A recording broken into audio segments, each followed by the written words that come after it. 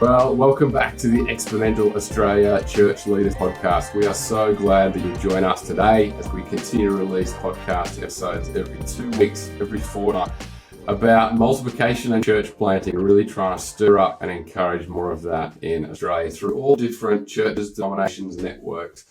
And we realize there are so many important conversations to be had. And today we are joined by Darren Bonnell. Darren and his wife, Bronwyn, lead the Chapel Collective in Tamworth, as well as being involved at various state and executive ministry levels with the ACC churches in New South Wales. Darren is also the Director of Church Planting for ACC churches in New South Wales. He just has an incredible wealth of experience and wisdom on these matters. So we are just so glad to be joined by you today, Darren. Thanks so much for being with us. Yeah, hi, Charlie. It's great to be with everybody listening. Looking forward to hopefully adding some genuine value around church planting thought, multi-site X, and all of that kind of thing. It's good to be with you. Thanks for all you guys do at Exponential. We genuinely appreciate what you're doing. Such a joy to have you, mate. And it's going to be a wonderful time, as you said, as we talk about a whole range of different things.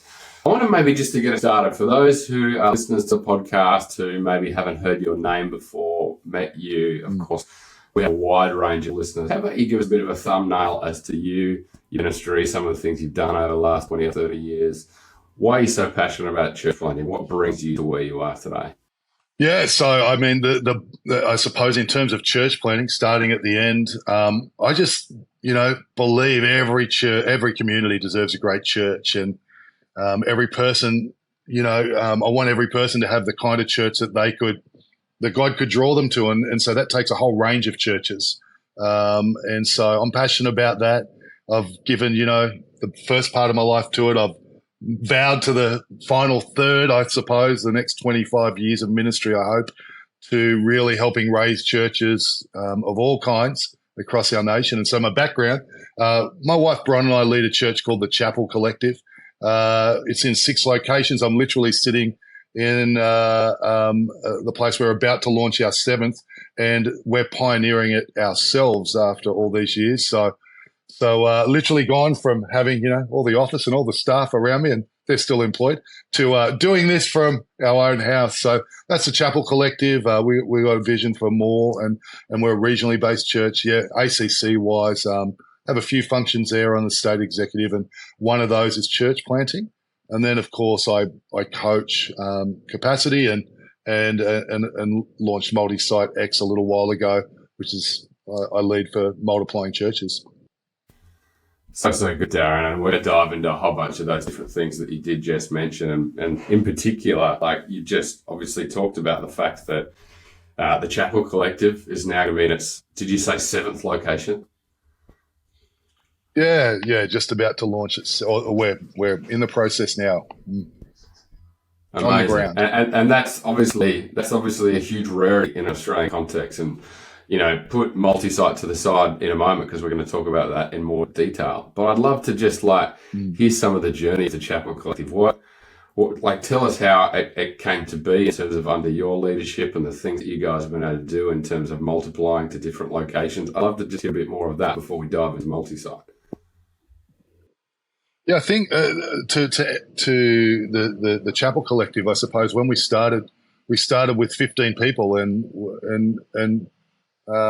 my uncle, said the church needed a little bit of work, and that was probably true. We were young, and it's been a miraculous story, and that church grew, and people came to faith, and and all the accumulation of those things which help you build church. And obviously, Tamworth allowed us, with all of its resource and great people, allowed us to really position to launch churches and expand, and really. We focused on that sense of God had called us to more than a single site, and maybe that was the gift on my life. It was a thing in our heart before multi-site was a thing, just for the background. And but what was interesting is over the years we would build capacity for more, and then what would happen is the next thing would kind of find us, and that kind of has been the journey most of the time, and we've launched into the next thing at an appropriate time. Amazing, Daz. And I guess, particularly as you've been talking about being on the ground, you're doing a new location now. And when you say you're doing a new location, it's you and Bronwyn who are kind of in the trenches doing it. It's, of course, when it comes to multiplication and church planting, we send people, we raise money, we develop teams, all that kind of great stuff. But you as a leader, as a couple, are doing that afresh. As we were kind of joking about offline, like it does feel like sometimes in church ministry, it's easy to get to, I guess, a seniority or an executive leadership and not be about pioneering or planting any longer. I wonder, this is a little bit off script, I wonder if you just kind of speak to the journey that you guys have been on and wanting to continue to do that, for the next 20, 30 years, God willing. Yeah, 100%. We're at the stage of, I'm 52, Bron's 43. Our wages are secure. And, and we could live as great staff and team around the chapels, particularly at Tamworth, which is the hub. And we probably could have cruised, for the next, decade or two. And we have sent people and we have done all that you've talked about and led it from the center and built all that. But Bron really was stirred. I've been traveling to where I'm sitting for 2 years, once a month on a Sunday night. I'd literally drive to one of our churches, speak, get in the car, drive the 3.5 hours to here, host my friends. And really it just grew out of wanting to pastor my friends who seemed a little bit lost. And then I drive back home all on a Sunday. I don't know what that is, maybe 10 hours in a vehicle. And so it's Bron though. Bron was the person who said, I think it's time for us to plant again. And she's very much the driver of what this plant will be.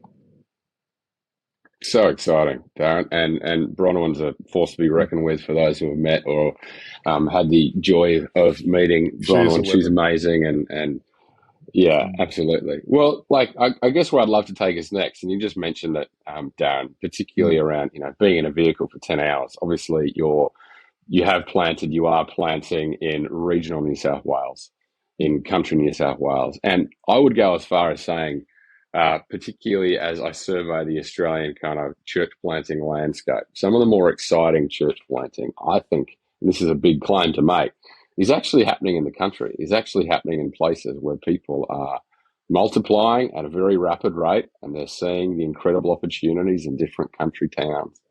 And there's some amazing church planters in Australia who are doing this in and around rural areas. I just wonder if you'd kind of speak a bit to that and, just the opportunities that exist in the country that maybe the city can be learning from in terms of missiological opportunities to go and set up new faith communities. Yeah, it's an interesting space. And I grew up in Sydney. So I'm 52. I spent 26 years in Sydney and 26 years country. And I sound country. I probably look country. But I had to teach myself. I'd listen to country radio and teach myself how to speak like a country person. So it's natural now. But that said, so I have a little bit of both in terms of the context of this conversation. And look, I think there's incredible gaps in the church in regional and rural Australia, and I'm pretty passionate about it. I think, like I said before, I bottom line think I want everybody to have a church they love to go to and love to invite to, the kind of place they can be discipled and flourish and impact the community. And regional has some unique opportunities and some big gaps. I would say the key thing you have to do is get over the fact that you're not building a mega church. The smaller the community, the greater the limitation. But if you're leading a large church, for example, and wanted to go multi-site, in the same way that Jesus said, hey, leave the 99 to go after the one, you can launch out of that, whether it's an independent missional movement or a multi-site church, out of that city location into small country towns and really underpin the way they survive. One of the locations that we oversee, it's the strength of the centre that enables it to be a really strong, vibrant local church. And so I think there's incredible need, there's incredible opportunity, and I just encourage whether you're city or country, and even just talking with us about how the nuance of that and how to do it. I think the best local churches are in regional and rural settings. Here's why. I think people still crave community, and so you can build kind of Acts 2 churches. And so if what you love is Acts 2 local church, there's nothing like regional and rural. And then again, on the other side of it, if you really want to reach a community, it's so much easier if you work hard. It's so much easier to become the church that is known in your community, so that when people think church, they think your church.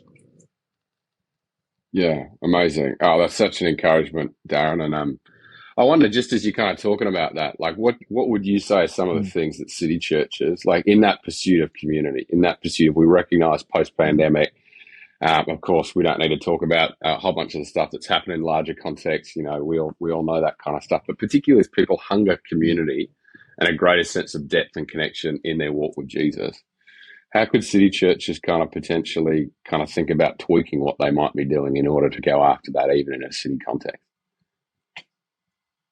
Yeah, I think there's some great city churches. There's some great churches doing it. As one of the church planners I was talking with recently, they host dinner parties all over their city, and it has unique challenges. The city, let's acknowledge that. You know, I can drive 80 k's in 45 minutes. Well, when I'm in Sydney for meetings, I can drive 80 kilometres in about 7.5 hours. So there's some context challenges.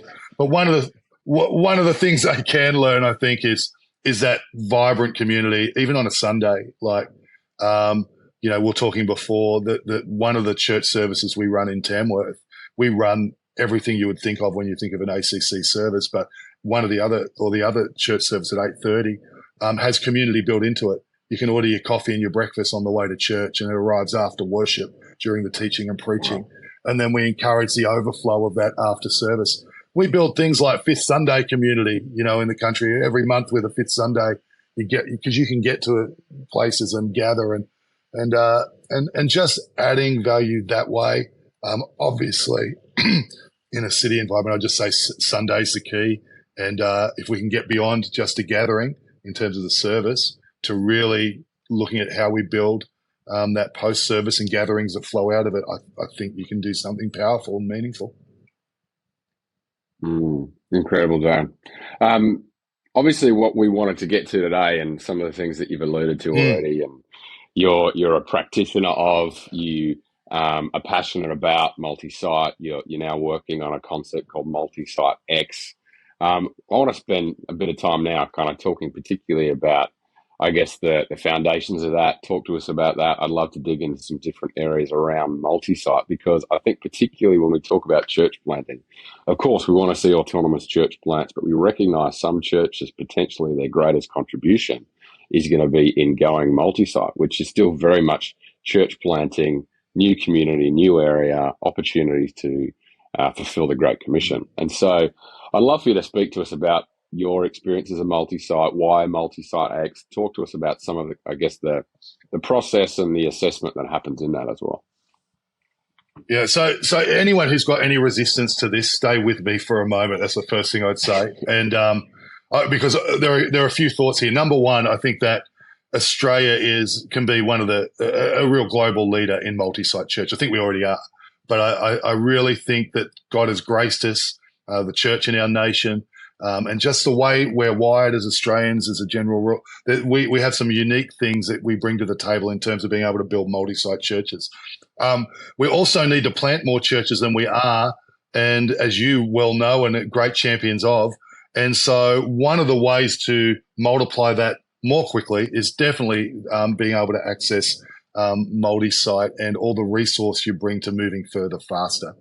We serve a God who is at the same time an Ephesians 3:20 God, and the one who leaves the 99 to go after the one.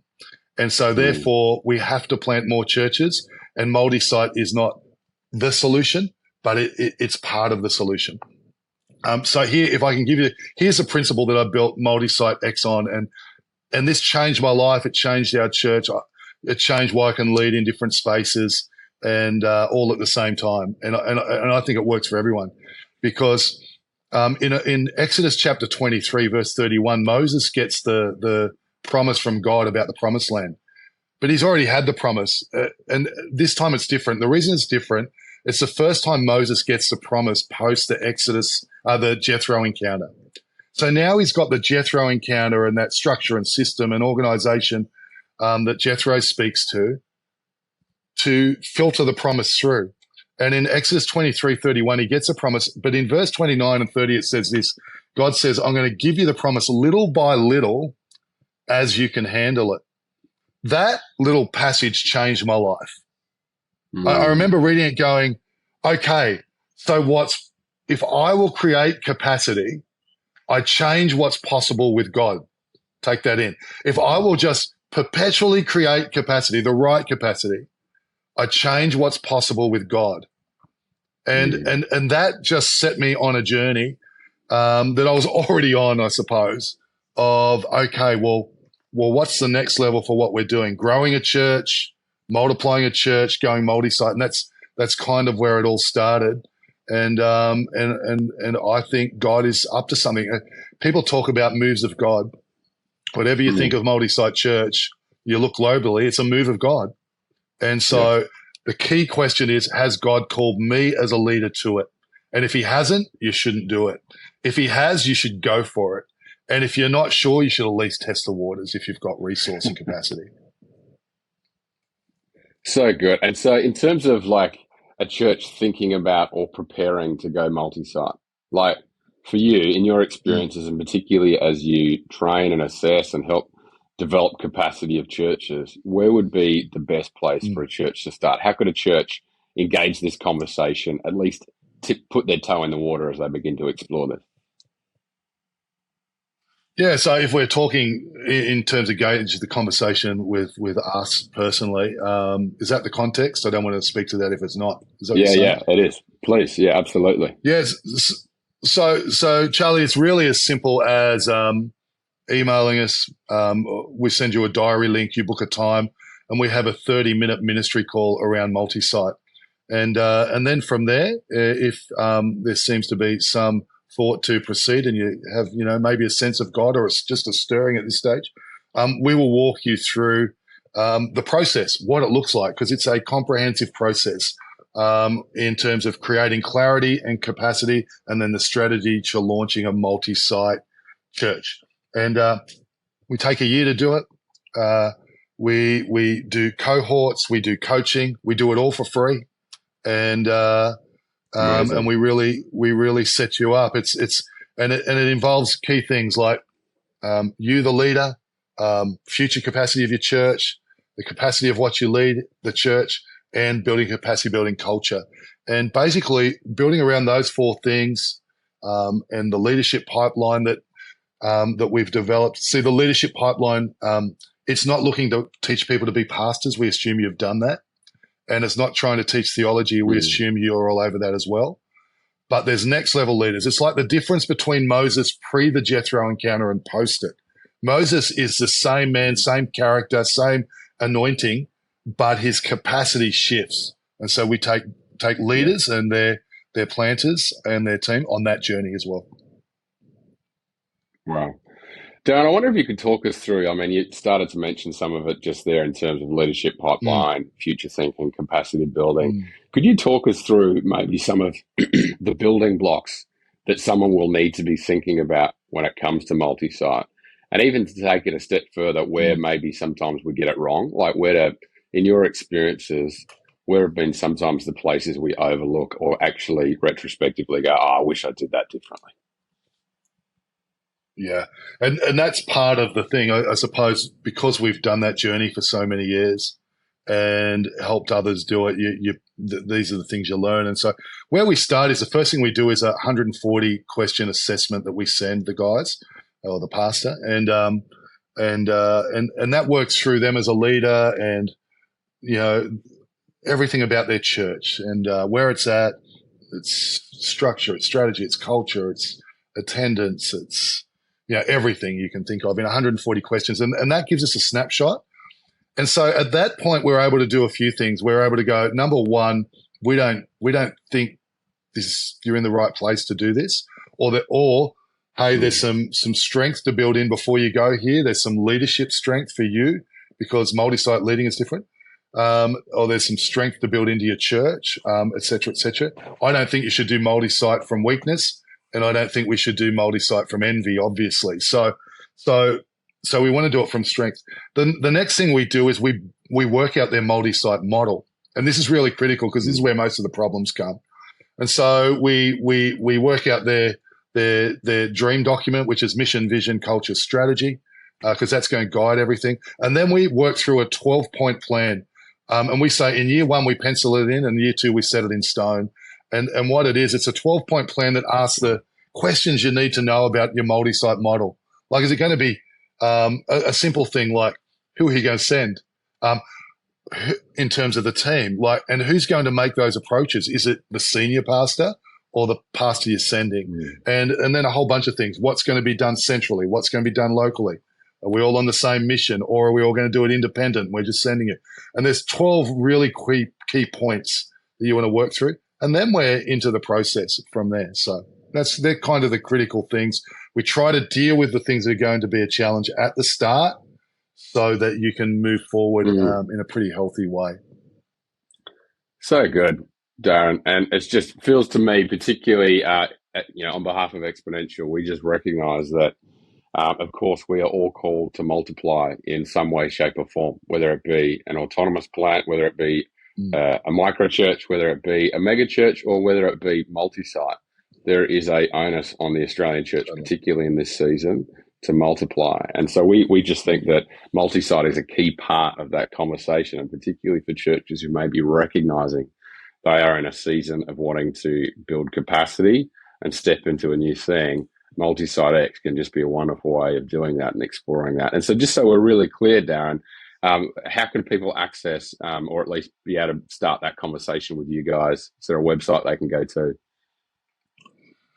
Yeah, so the easiest way is to email us at this stage. We've run this out for ACC New South Wales. We're actually working with ACC churches across the country, but we're also talking with other denominations now, and those conversations are happening. So we want to work with whoever you are, wherever you're from, and help you do what you do. So the best way at this stage is to email us at darren.bonnell@thechapelcollective.com.au. I usually do it all through another email, but we won't for the sake of broad denominations, etc. And so we're lots of years experience, worked with a bunch of churches, launched officially in 2023, working with a bunch of churches, large, mid-size, smaller, different denominations, different states. And so we'd love to work with you if that's in your heart and even called of God. So good. And please reach out to Exponential if you didn't grab those details. We'd love to make the connection and introduction to Darren and really championing on their cause. Darren, there's one final question I want to ask you, and you take me as an intuitive guy, a guy who's in step with the Spirit, a prophetic guy, and I know that you've had a vast amount of experience and been in God's church for some time. I love to just ask some of our guests on the podcast, tell us some of the things that you're excited for in the Australian church, some of the things that you're seeing, experiencing, bearing witness to. You feel like the Lord is at work in different ways. Would love you to just finish off our time together by encouraging people by what you're saying. Yeah, I there's a few things I see and love. Obviously, in the church planting space, we're seeing discipleship-driven churches really emerge, and we're committed to that space too. We're seeing innovation come. Really, we've done the kind of modern contemporary church we've done for a long time, and it has its place and it's very effective. But we're definitely seeing innovation spark in pockets of the church across the nation, and I'm loving watching that emerge and seeing the next generation of leaders really starting to step into that space as God raises them. Of course, multi-site and seeing what it's doing across the nation and the world is pretty powerful. And I think the one that I'm coming to the party late on, I'm super excited about missional movements, and I separate that out from house church. This is my bias. I recognize that if they're going to be small multiplying, we want them to be missional. And I know that's the heart of the movements in Australia. And I'm really listening to those guys because they are being super effective in terms of winning people to faith and discipling people in Christ. So, look, there's so much to be excited about, honestly, in the Australian church right now. And coming out of COVID, it's been a great circuit breaker in the sense that it's caused everyone to pray and think and ask great questions. And I think we're just seeing the beginnings of what's emerging on the other side of that for a generation that's, rising now in a nation that needs Jesus desperately.